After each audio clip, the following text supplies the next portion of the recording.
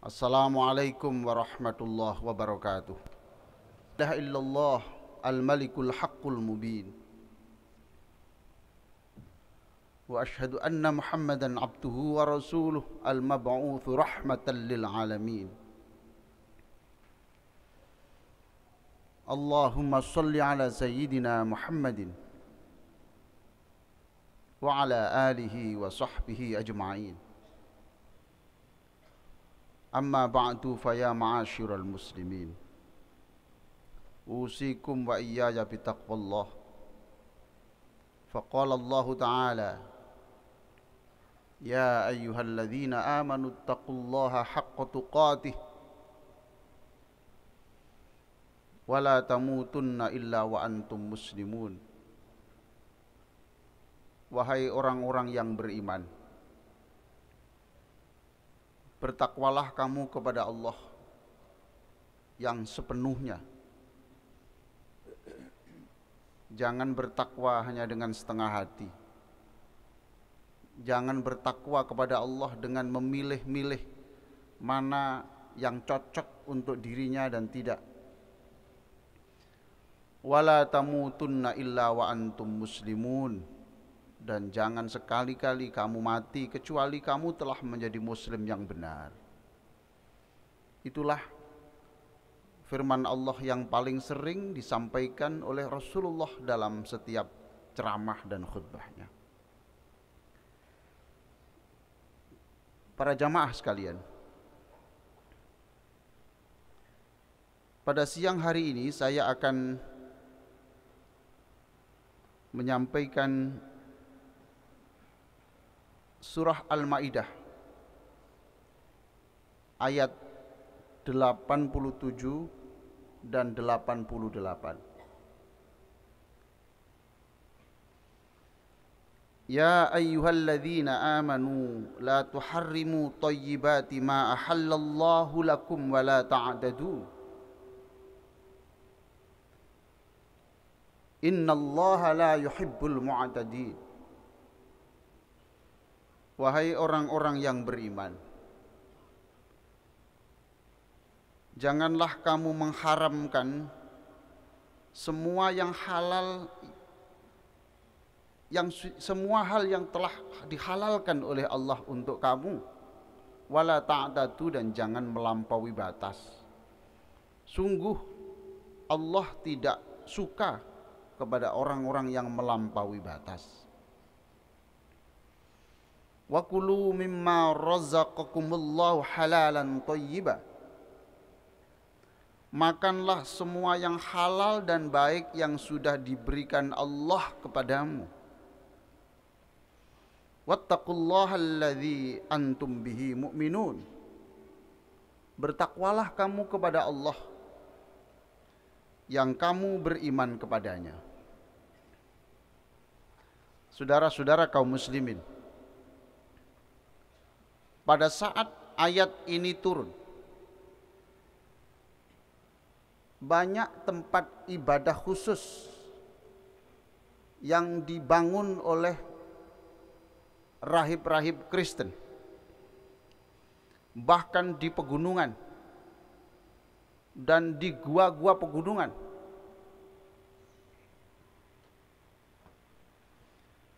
Mereka tidak kawin selamanya dan memakai pakaian dari bulu domba seperti yang dipakai oleh Nabi Yahya alaihissalam.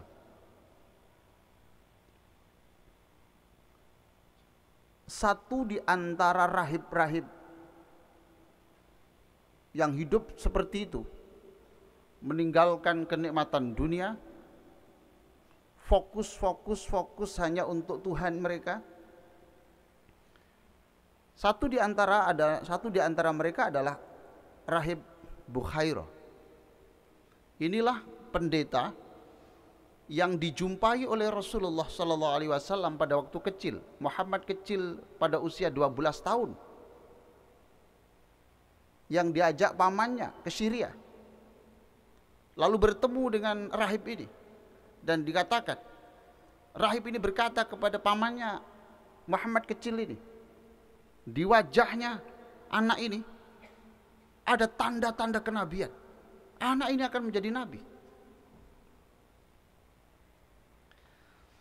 Para jamaah sekalian, beberapa sahabat yang senior seperti Utsman bin Maz'un radhiyallahu an, Ali bin Abi Thalib radhiyallahu an, Abdullah bin Mas'ud radhiyallahu an, Miqdad bin Aswad radhiyallahu an, Salim maula Abu Hudzaifah radhiyallahu an. Para sahabat ini tertarik dengan cara hidup rahib-rahib itu. Karena nampak suci, nampak dekat dengan Tuhan, karena tidak lagi terganggu dengan nafsu-nafsu duniawi. Para sahabat ini bersepakat, kita tidak akan mengonsumsi makanan yang enak.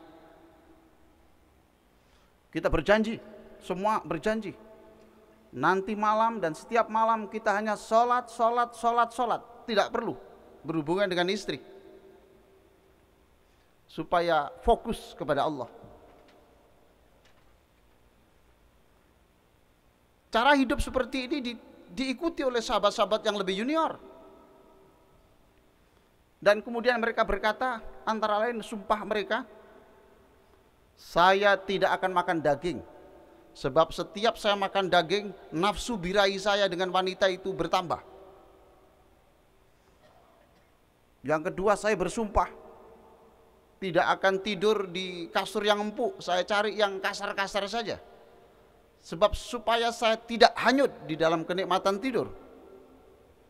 Yang satu lagi mengatakan, saya tidak mau lagi menggunakan wangi-wangian dan pakaian yang bagus, sebab wangi-wangian di surga dan pakaian di surga itu jauh lebih bagus.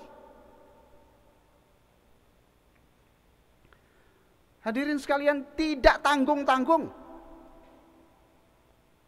Utsman bin Affan dan kawan-kawan menghadap Rasulullah dengan membawa sebilah belati. Mereka meminta izin kepada Rasulullah. Rasul, izinkan saya untuk mengebiri diri saya supaya tidak punya nafsu kepada wanita, kepada istri. Sebab nafsu kepada perempuan ini menurut mereka inilah yang mengganggu ibadah dan mengurangi semangat perjuangan. Waktu itu memang mengebiri orang tidak seperti sekarang. Sekarang tinggal chemical castration, disuntik mengurangi hormon dan libido. Waktu itu tidak, harus ada sesuatu yang dipotong.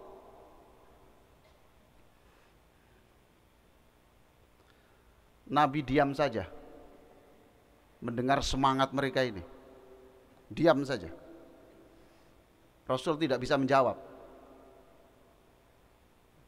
karena Rasulullah tidak mau menjawab berdasarkan otaknya,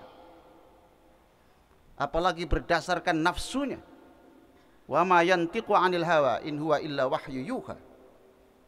Rasul menunggu ada jawaban dari malaikat Jibril, dan saat itulah Jibril datang dan membacakan ayat yang saya baca tadi. Ya ayyuhalladzina amanu la tuharrimu thayyibati ma ahallallahu lakum wa la ta'tadu innallaha la yuhibbul mu'tadin wa kulu mimma razaqakumullahu halalan thayyiba wattaqullaha alladzi antum bihi mu'minun. Hadirin sekalian, Nabi SAW pernah bertanya kepada Abdullah bin Amr bin As yang menjalani dunia kerahiban seperti itu. Rasul bertanya, sejauh yang saya dengar, apa benar kamu berpuasa setiap hari, lalu kamu sholat terus sepanjang malam? Benar ya Rasulullah, benar. Subhanallah. Lalu Rasulullah mengatakan, jangan seperti itu, jangan lakukan itu. Ya berpuasalah dan berbukalah.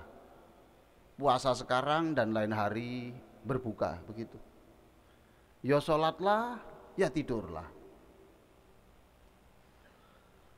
Sungguh tubuhmu itu punya hak yang harus kau penuhi. Tubuh ini titipan Allah, Bapak. Tangan yang nempel pada Bapak itu bukan tangan Bapak. Kalau itu tangan Bapak, kapan Bapak beli? Kaki pada kaki Bapak itu bukan kaki Bapak, kapan Bapak beli? Kalau sewa, mana akta sewa menyewanya? Itu milik Allah yang dititipkan kepada kita. Itu punya hak istirahat, punya hak untuk diberi makanan yang bergizi. Istrimu itu punya hak. Tamu-tamumu itu punya hak yang harus kau penuhi, kamu sambut. Jangan sampai ibadah terus sampai tamu-tamu diterlantarkan. Luar biasa ajaran Islam ini. Puasa sajalah setiap bulan 3 kali. Setiap bulan 3 kali. Dan karena kebaikan itu dilipat gandakan 10, 3 kali 10 sudah cukup kamu itu puasa setiap bulan 3 kali itu sama dengan puasa setahun. Abdullah bin Amr bin As memang semangat. Itu pun saya kuat Rasulullah. Rasul mengatakan lagi, kalau begitu ya berpuasalah seperti Nabi Dawud. Bagaimana puasanya Nabi Dawud alaihissalam? Nabi Dawud itu puasa setengah tahun. Sehari puasa, sehari tidak. Berarti sudah setahun. Para jamaah sekalian, banyak hal yang dihalalkan Allah. Daging hewan, ikan, buah, sayur-sayuran, pakaian yang bagus, bersetubuh dengan istri itu halal. Mengapa semua itu diharam, semua itu ditinggalkan? Hanya karena dianggap menghalangi kedekatan dengan Allah. Maka tadi ayatnya, jangan mengharamkan sesuatu yang dihalalkan Allah. Islam menolak konsep hidup sengsara demi mencapai nirwana. Tidak ada. Supaya mencapai nirwana harus sengsara, tidak ada. Orang yang anti daging dan tidak mau makanan bergizi, lalu fisiknya lemah, tidak bisa memenuhi tugas-tugas sebagai seorang suami dan tugas-tugas sebagai rumah tangga, saya yakin bukan muslim yang baik. Layakkah orang disebut sebagai pengikut Nabi jika ia meninggalkan tugas-tugas rumah tangga dan fokus berzikir kepada Allah sepanjang hari, sepanjang malam, lalu anak-anak dan istri rumah tangganya berantakan? Apa itu layak disebut muslim? Untuk menikmati semua yang dihalalkan Allah, Allah memasang rambu-rambu. Yang pertama halal, yang kedua thayyiban, baik, dan yang ketiga proporsional. Daging sapi, buah, apa saja itu halal, tapi kalau hasil pencurian haram, jangan dimakan. Atau halal tapi oleh dokter dikatakan jangan dimakan, jangan dimakan. Kalau itu pun halal, makanlah, minumlah yang proporsional. Makanan yang lebih dari Anda butuhkan itu pasti sumber investasi penyakit di masa depan. Bersetubuh dengan istri itu silakan, karena itu kewajiban, tetapi proporsional. Wala ta'tadu, jangan berlebihan. Para jamaah sekalian, tiupkan semangat beragama pada diri kita ini. Tiupkan semangat beragama pada diri kita. Tapi jangan tinggalkan kenikmatan dan tugas-tugas kehidupan dunia ini. Para jamaah sekalian, jika orang-orang baik seperti bapak-bapak ini bertapa di masjid, lalu meninggalkan dunia real, dunia politik ditinggalkan, dunia ekonomi ditinggalkan, kegiatan sosial ditinggalkan, lalu orang-orang yang tidak beragama atau beragama tapi tidak bermoral itu lalu memimpin di semua lini kehidupan, siapa yang disalahkan? sebagai hamba Allah tidak dibenarkan 1 menit pun tanpa ibadah. Saya ulang, sebagai hamba Allah tidak boleh 1 menit pun tanpa ibadah. Karena kulla yaumin huwa fi sya'an. Karena setiap detik Allah sibuk mengurus manusia. Mengapa manusia tidak sibuk mengingat Allah setiap saat? Tidak boleh 1 menit pun lewat tanpa ibadah. Tapi artikan ibadah itu dalam pengertian yang luas. Kita harus beribadah secara ekstra, tapi kita harus hidup sebagai manusia biasa. Ya, sebagai suami, sebagai ayah, sebagai makhluk individu, sebagai kepala keluarga, dan warga masyarakat dan warga negara. Panggilan ibadah tidak hanya azan. Azan memang panggilan ibadah, tetapi azan bukan satu-satunya panggilan ibadah. Mengurus kemanusiaan itu juga panggilan Allah. Kita berusaha memimpin di panggung dunia ini juga tugas panggilan Allah. Sebagai penutup saya katakan, semua lini kehidupan harus dijadikan sajadah untuk investasi pahala kita. Aqulu qouli hadza wa astaghfirullah li wa lakum fastaghfiruhu innahu wal ghafurur rahim. Alhamdulillah haqqa hamdih wa astaziduhu min fadlihi wa karamih. Asyhadu an la ilaha illallah wahdahu la syarikalah wa asyhadu anna Muhammadan abduhu wa rasuluhu la nabiyya ba'dah. Allahumma salli ala sayyidina wa habibina Muhammadin wa ala alihi wa sahbihi wa man ittaba'a hudah wa la hawla wa la quwwata illa billah. Amma ba'du fa ya ibadallah usikum bitaqwallah faqad fazal muttaqun. Faqala Allah ta'ala ya ayyuhalladzina amanu ittaqullaha wa kunu ma'as shadiqin. Innallaha wa malaikatahu yusalluna 'alan nabi ya ayyuhalladzina amanu sallu 'alaihi wa sallimu taslima. Allahumma salli 'ala sayyidina Muhammadin wa 'ala alihi wa sahbihi ajma'in. Allahumma ighfir lil muslimina wal muslimat wal mu'minina wal mu'minat al ahya minhum wal amwat. Allahumma a'inna 'ala dzikrika. Wahai Allah, bantulah kami, bantulah istri suami kami, bantulah anak-anak kami untuk tiada henti mengingat-Mu. Wa syukrika, bantulah kami untuk menjadi manusia yang pandai mensyukuri nikmat-Mu. Bantulah kami untuk menjadi orang yang tidak mengeluh atas apapun takdir-Mu. Wa husna ibadatik, bantulah kami ya Allah, istri kami, anak-anak kami, adik-adik kami, kakak-kakak kami ya Allah, untuk menjadi orang yang tiada hari tanpa penyempurnaan akhlaknya. Allahumma syrah bil Qur'ani sudurana. Wahai Allah, dengan Al-Quran yang ada dalam diri kami ini, lapangkanlah hati kami. Wa yassir bihi umurana. Dengan Al-Quran ini ya Allah, mudahkanlah semua urusan kami. Wa adzim bihi ujurana, lipat gandakanlah pahala kami. Wa hassim bihi akhlaqana. Dengan Al-Quran yang sedikit yang ada di dalam diri kami ini, sempurnakan ya Allah akhlak kami. Ya Allah, jadikan kami sebagai ayah yang berakhlak seperti akhlak Rasul-Mu. Jadikan kami sebagai suami yang berakhlak seperti Nabi-Mu. Jadikan istri kami berakhlak seperti Nabi-Mu. Wahai Allah, jadikan anak-anak yang menjadi tanggung jawab kami ini berakhlak seperti Nabi-Mu. Wahai Allah, jangan wafatkan kami sebelum kami menyaksikan sendiri anak-anak kami menjadi orang-orang yang berakhlak seperti Nabi-Mu.